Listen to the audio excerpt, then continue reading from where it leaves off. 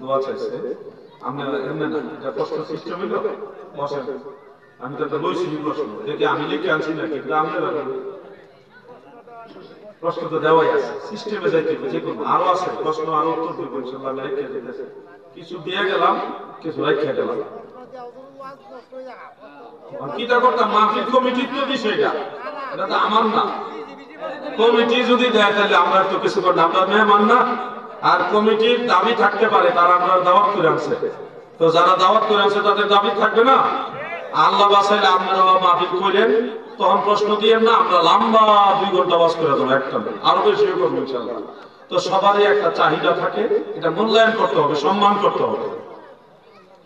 আল্লাহ কি হাজির নাজির নাকি আল্লাহ রসুল হাজির নাজির? খুব কঠিন প্রশ্ন এটা।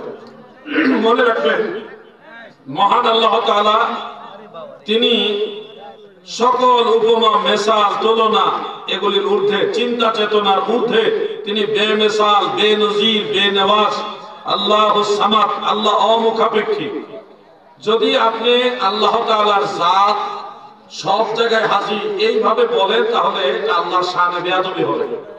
কারণ আল্লাহর কোথাও যাওয়াও লাগে না, আসাও লাগে না। আল্লাহর কাছে আমরা সবাই সব সময়ের জন্য হাজির। আল্লাহ আমার কাছে হাজির, আল্লাহ আমরার কাছে হাজির, কথাটা এরকম না। কথাটা হলো আমরা সবাই আল্লাহর দরবারে হাজির। কথাটা বুঝছেন না আপনারা? আল্লাহ হাজির, এটা এইভাবে বলবেন না, বলবেন আমরা সবাই আল্লাহর দরবারে হাজির। ভাও করে বলবেন, উল্টা করে বলবেন না। আকায়েদের দৃষ্টিতে সমস্যা আছে। আল্লাহ তাআলা এই মাহফিলে হাজির যদি বলি, তাহলে আল্লাহকে একটা স্থানের মুখাপেক্ষী বানাই না। এটা সূরা ইখলাসের বিপরীত, কুল হুয়াল্লাহু সূরার উল্টা। কুল হুয়াল্লাহু আহাদ আল্লাহুস সামাদ। এই যে আল্লাহুস সামাদ, আল্লাহর একটা নাম হলো সামাদ। এই সামাদ শব্দের অর্থ হলো অমুখাপেক্ষী। আল্লাহ তাআলা কোন স্থান, কাল, পাত্রের মুখাপেক্ষী না। আপনি যদি বলেন এইখানে আল্লাহ হাজির, তাহলে এই জায়গার দিকে আল্লাহকে মুখাপেক্ষী বানাই দেবে। কোন জায়গায় আল্লাহ হাজির হওয়া লাগে না। হাজির হওয়া, আসা যাওয়া করা, এগুলি আল্লাহর শান নয়। কুল মাখলুকাত সবকিছু আল্লাহর দরবারে হাজির, এইভাবে বলবেন।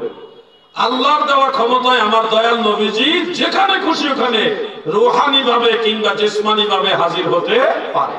ইমাম জালালউদ্দিন সুয়ুতী ৭৫ বার আল্লাহ রাসূলকে দেখছে। একটা গজল আছে না, হাফেজ ওলিউল্লাহ আশিকি সাহেবের গজল লেখা, খুব সুন্দর লাগে গজল। অনেক আল্লাহর ওলিরা নবীজিকে স্বপ্নে চোখে দেখছে, অনেকে সরাসরিও দেখছে। এটা খাস ব্যাপার। মুমিন বান্দা বা গুনাহগার যখন মারা যায়, তাদের কবরের মধ্যে নবী দেখা দেয়। মা কুনতা তাকুলু ফি হাযার রাজুল। অতএব নবীজি,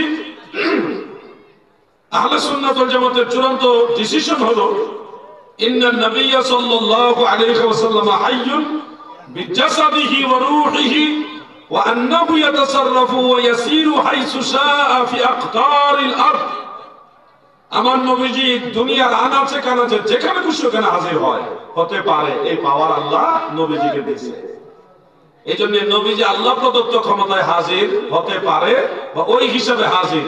আর গোটা দুনিয়াটা নবীজি হাতের তালু মুবারকের মতো দেখেন। নবীজি শাহিদ মানে নাজির, সব আমল দেখেন।